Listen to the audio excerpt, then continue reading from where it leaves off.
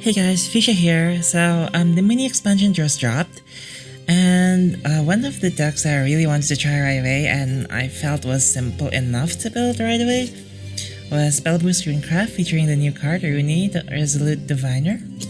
So this is an earlier build I made day one, but some of the games I played with it were really fun. So even though it's not quite the optimized deck, it's still fun. Like, you can still play this and get like okay wins, but I think there's better ways to make this better, like for example less Darias and more one play point spells maybe, and just focus on the Runie because she's so good. But yeah, I just wanted to show how fun it could be anyways, even if you are using a less optimized deck like this. Especially one of the games is really fun that I wanted to show, so yeah, hopefully you like them.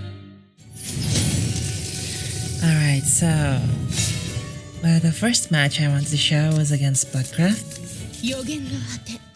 And I'm using the new leader that I got. If you watched my pack opening video, you can see that I got this leader. What's her name? Teo, yeah. In the same pack, unfortunately, as Phylene. Which I'm debating whether or not to put in my dragon deck, because after this I'm probably making a whale deck, because that's really crazy, the whale decks. But yeah, Blood gets some new tools, so interesting to see what they can do this expansion. But yeah, just playing the authoring here because zero Spellboost Runecraft is kinda bad, and the rest of our hand is kind of like really heavy.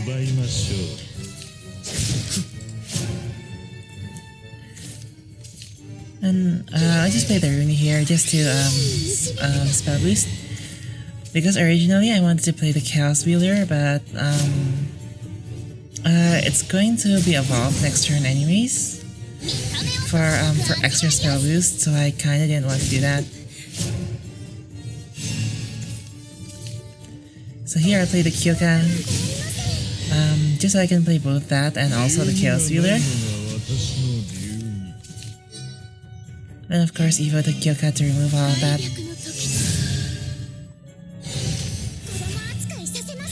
Simple enough spell boost game plan. These are getting really low cost, and once they reach a low enough cost, they'll help the Kuan get online. So one of the things that I noticed that's probably what you're seeing right now in the meta, since I played this like in day one. And it should change in the following days, but like, oh, and a nice thing is that they leave this intact so we can evolve it. But yeah, basically the game plan I think has changed from spamming Kuans to spamming Runies because of the 7 spell boost effect. And you use the Kuan to spell boost copies of Rune that you get from the 10 copy effect. So that you can keep burning them, because Kuan just spell boosts a lot. So yeah, I think that's how it plays right now, and that's definitely how you win the mirror. But this is another interesting strat. So they're playing obviously control with the draw engine, the blood draw engine, with the machine gun, and obviously that's super powerful. Because it clears your board first, so you get all of the damage. So that's 6 damage to your face, as well as your board, so that's pretty fun. But yeah, just play the Kuan here, just so I can get the buff on the storms. Yeah, just Kuan stuff.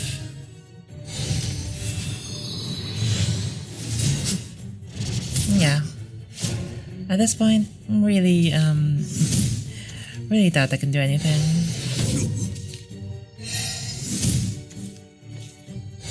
Trying to draw something.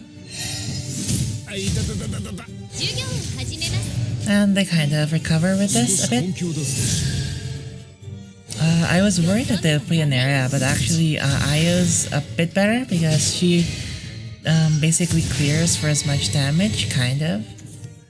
I guess Nerea could also use the other and also use the other card, you know, the behemoth to like clear the rest of the board. But yeah, 7 HP. I just play Enemy Color, gain Storm, and go face. Turns out Blood is not top tier, at least not Machine Gun Blood.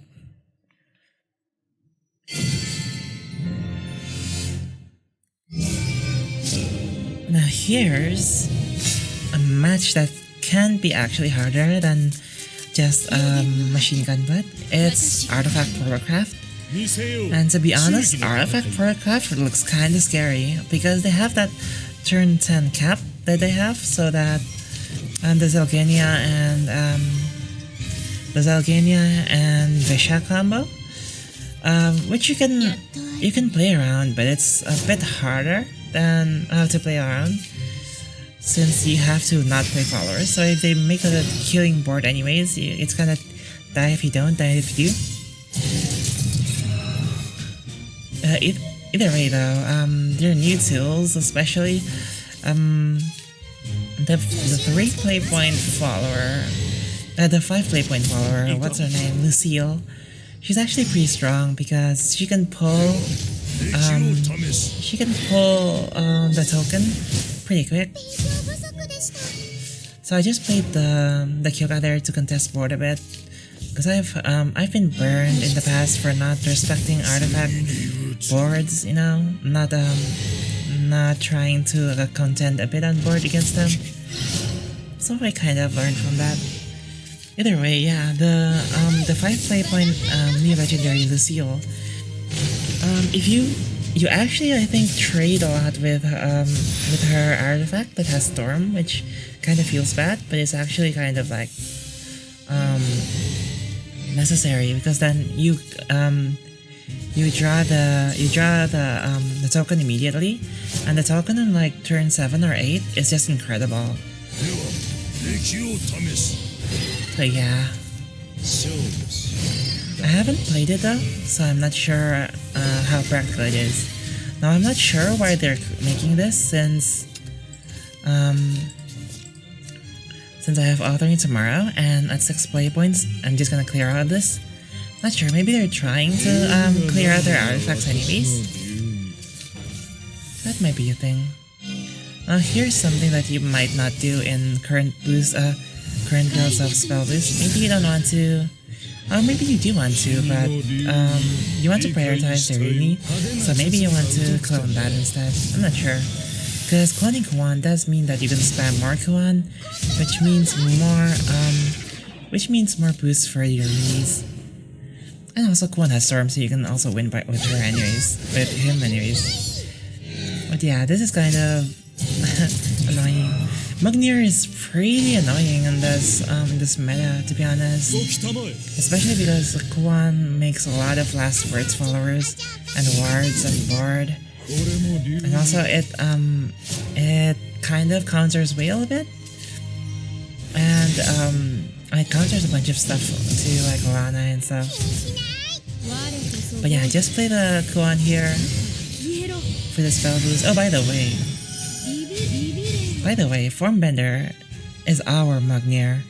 He's basically what we use against whales and stuff. And because he's such a good card, he's a 3 play point transform anything. He's also really good for like meme decks which use Arcus and stuff, or Alana. And here's another Mugnir. So we have a big board, but not boosting much. And I think they kind of went too gung-ho on it, because now they can't clear my board. These are all 5 play points. So they end up trading 2 followers into one of my followers, so I still have a big board. So I think maybe they're a bit regretting this now. Here we go. Yeah, just play the Daria here. And this also has Spell Boost 5, turn something into an Eldritch Chimera, which is a 5/5 ward. So sometimes when you play your Runie, after her effect procs, she's basically useless, you know, because she's a 1/2. So you can also like turn her into a 5/5 ward too if you want. Pretty useful. And here I think they heal a lot.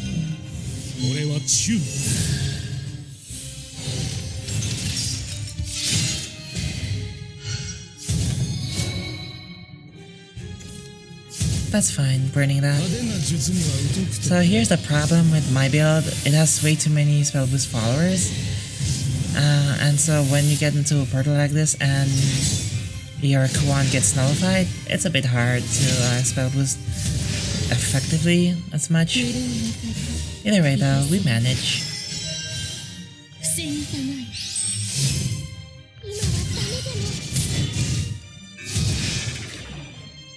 Hey there, Runie.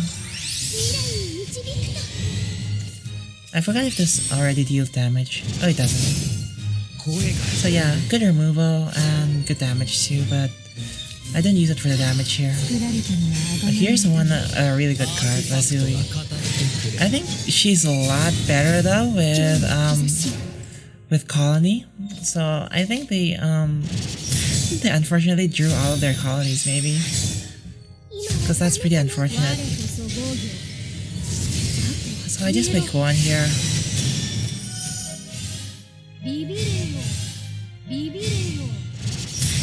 Trade and trade and play Daria. The good thing about Daria is that she's often a low cost big body. But really that's not too relevant. Here comes the Vertex colony. Which is kind of unfortunate.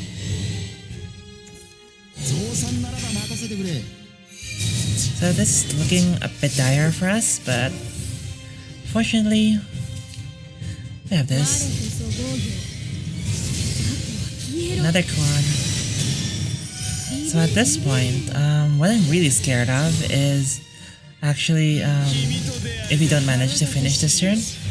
They could have still Kenia'd us, but they didn't. So thankfully that's the thing. And of course, the book thing, the spell, the prophecy spell, deals 5 damage after turn 10. So that's something to keep in mind.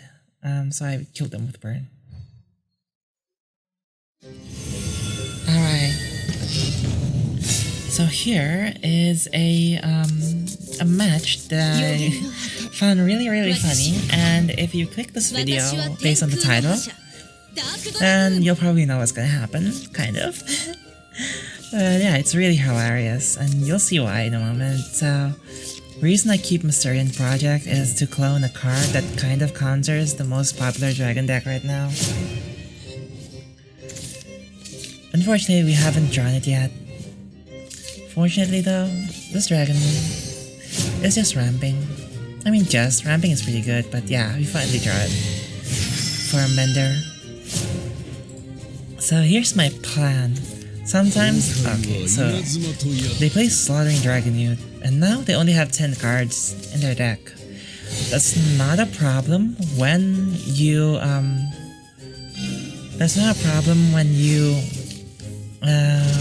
actually get your whale game plan to work, but in this case, we'll just see. It's actually not very good, a very good thing for them to do. Of course, I do another project, so I have 3 or 4 vendors, so I'm feeling pretty confident now. And you can probably know and guess what's gonna happen. But yeah, just go face. Here comes the whale. Deals damage to me. That dies, spell boosts. Here we go. Boop. You're a column now.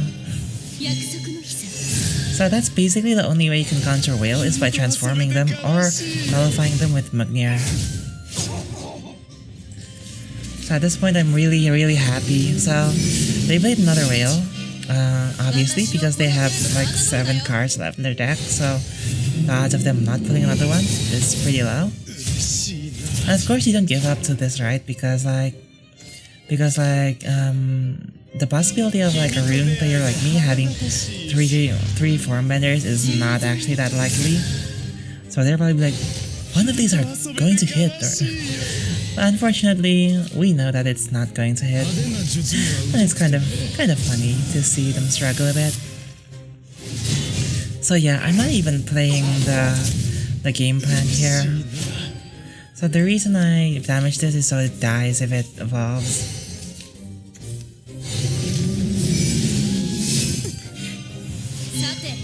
Yeah, here we go. Slaughtering evolve. Unfortunately, it doesn't kill their whale. And you have a third form bender. Boop. There goes your win con. And I even banished the golem for good measure. And here's a ward. And another ward. And we got a Kuan coming next turn. So yeah. Pretty fun. They don't have any cards anymore. So yeah.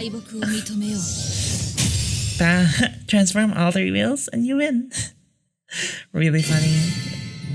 That's kind of the reason I put Formbender in the deck just for this. Although it's also quite flexible. So yeah guys, that was Spellboost Rune, deck and gameplay, some fun games I played on the first day. Since you're probably watching this on Monday, I think that's like the 3rd, 4th, or 5th day of the mini expansion. There's probably more refined list than this, obviously. Zero Daria is, I think, pretty common, and you play the 1 play point spell that kind of trades your board with theirs for 1 play point. I think that's pretty important too. Gabriel, I'm not sure if it's good or not. I haven't used it much, but I think yeah, you should focus your game plan more on Runie, I think, because the 3 burn damage and heal is pretty crazy, and you can use the Kuan to like fuel it. But yeah, either way, I just wanted to show some fun games I played on day 1. And this deck is pretty fun, especially when you play Formbender against the Whale Dragon, which is kind of a lot of the latter right now.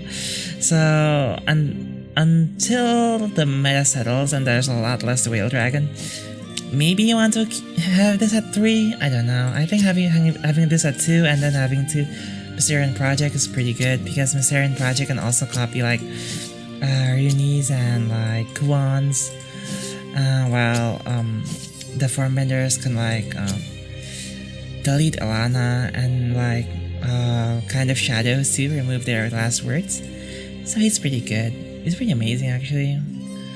Kind of an underrated card. But yeah guys, that's all for this video. Give me a thumbs up if you like this video. Give me a sub if you loved it. And like always, have a nice day.